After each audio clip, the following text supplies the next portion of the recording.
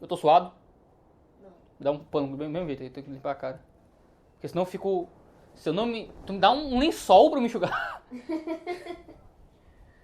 Que nojo. É meu lençol. Teu lençol? É.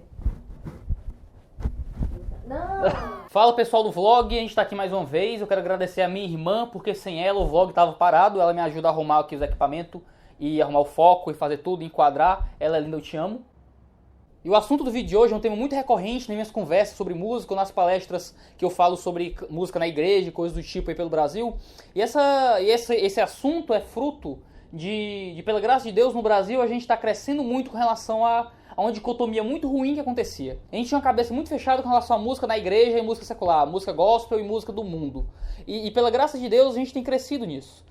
A leitura de homens como Francis Schaeffer ou Hans Huckmacher tem abençoado muitas pessoas no Brasil e tem se movido e tem crescido um movimento muito saudável de pessoas que são cristãs, mas que não precisam justificar a sua arte com sua religião. Como diz Huckmacher, a arte não precisa de justificativa no sentido de que eles têm percebido que eles podem fazer arte fora do contexto religioso e glorificar a Deus com isso. Simplesmente porque é belo, simplesmente porque é bonito, simplesmente porque é uma maneira de glorificar a Deus, como diz 1 Coríntios 10:31. Quer comais, quer bebais, quer façais qualquer outra coisa, como arte, como beleza e como música, façais isso para a glória de Deus. Então, pela graça de Deus, tem surgido muitos músicos cristãos que fazem música não religiosa e que têm abençoado nossa vida através disso. Pela graça de Deus, o muro que separava o secular do sagrado tem caído.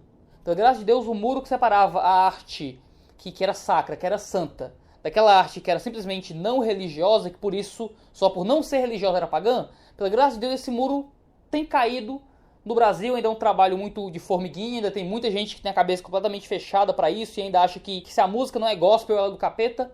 Pela graça de Deus a gente tem vencido isso devagarzinho. No entanto, eu tenho percebido que sim, a gente tem derrubado esse muro, que era um muro ruim, que era um muro que atrapalhava a vida da igreja e que criava uma dicotomia ruim entre o modo como a gente via o mundo, trazia uma cosmovisão até errada pra gente. No entanto, outro muro, que era um muro saudável, acabou caindo junto com esse muro negativo. E é o muro do congregacional e do não congregacional. A gente tem, pela graça de Deus, percebido de que a gente pode sim fazer arte fora do contexto de igreja e essa arte ainda ser santa, desde que ela reflita os valores da fé. No entanto, a gente tem derrubado o muro que separa o estilo de música e o tipo de música que melhor serve a uma comunidade cristã em seu momento de culto, e aquela música que está simplesmente servindo como uma arte para o contexto extra-eclesiástico. O que é que acaba acontecendo? Acaba que começam a surgir bandas compostas por cristãos que fazem uma arte boa, santa, saudável, correta, que até certo ponto reflete os valores da fé, que você ouve em casa, você gosta e glorifica a Deus com isso. No entanto, essas pessoas não conseguem se encaixar como uma banda que faz música para fora da comunidade.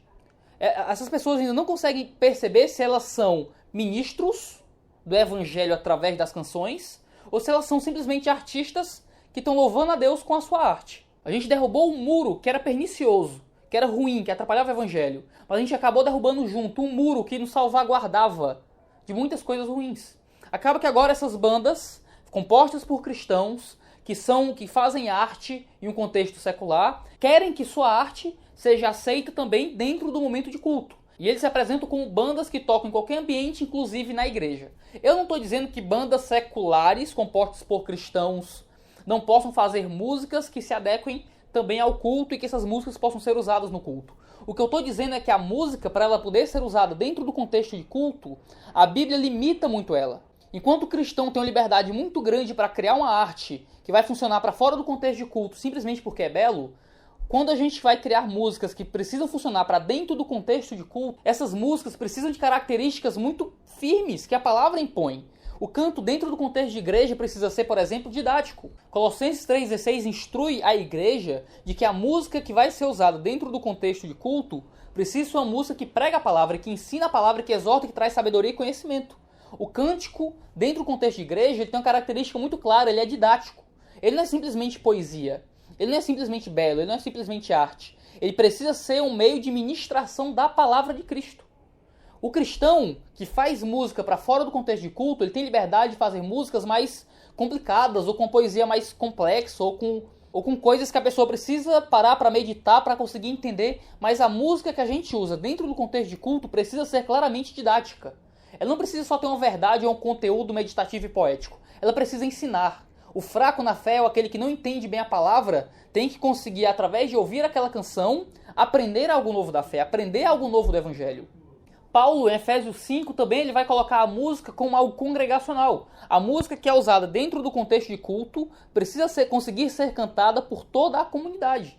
Ele vai ordenar em Colossenses e em Efésios que a igreja inteira, que o povo inteiro ali esteja cantando uns aos outros. O nosso estilo musical precisa representar uma congregacionalidade. O modo como os arranjos e a melodia é colocada precisa ser de um modo que sirva a comunidade inteira para que a comunidade inteira consiga cantar. Quando a gente vê o exemplo dos Salmos, a gente percebe que a nossa canção, a canção que é cantada dentro do contexto de culto, precisa necessariamente ser centrada na pessoa de Deus e cantada praticamente sempre para Deus, para a glória e para o louvor do nome de Deus de modo direto.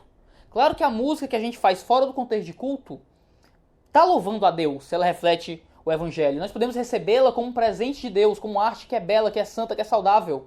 No entanto, a arte que a gente vai manifestar dentro do contexto de culto, ela necessariamente precisa louvar a Deus de modo direto. Não recebendo essa música que fala sobre amor, sobre a natureza, ou sobre qualquer coisa e louvando a Deus com isso, mas cantando canções que efetivamente falam para Deus e louvam o nome de Deus. É muito saudável que haja a queda deste muro entre o sagrado e o secular. Reforma Protestante tentou fazer isso de várias maneiras e esse muro com certeza precisa cair, como tem caído. Mas o muro que separa a música que é feita pela igreja e a música que é feita para a igreja, esse muro precisa se sustentar.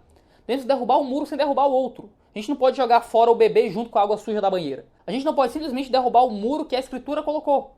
Quando a Escritura fala da música que é usada dentro da comunidade, ela traz regras específicas. Essas regras específicas precisam ser cumpridas com a canção que a gente vai usar dentro do culto.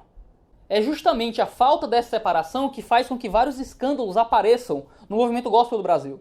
Quando uma banda cobra 30 mil reais para fazer um culto, ou um show ou algo do tipo, e a gente fica escandalizado, o problema é que essa banda ainda não conseguiu definir na própria cabeça o que é que ela é. Se ela é um grupo de ministros e pregadores da palavra que através da música tem propagado e levado o evangelho, ou se eles são artistas. Simplesmente artistas ou algo do tipo.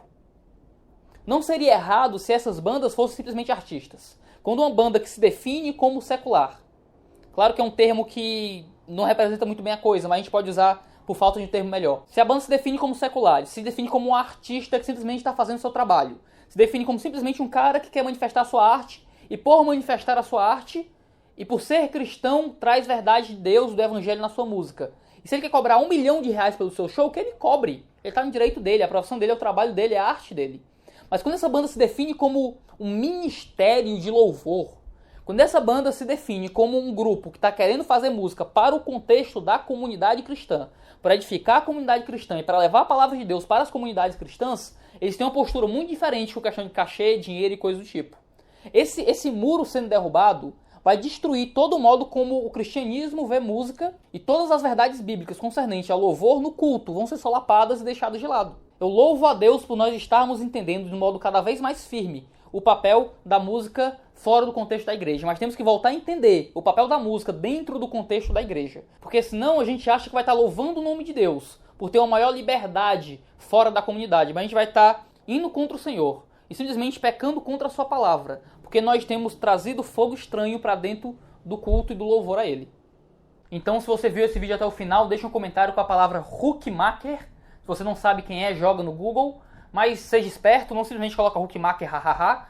Escreve um comentário, desenvolve alguma coisa para dizer, mas de modo inteligente e perspicaz, coloca Hookmaker aí no meio do teu comentário.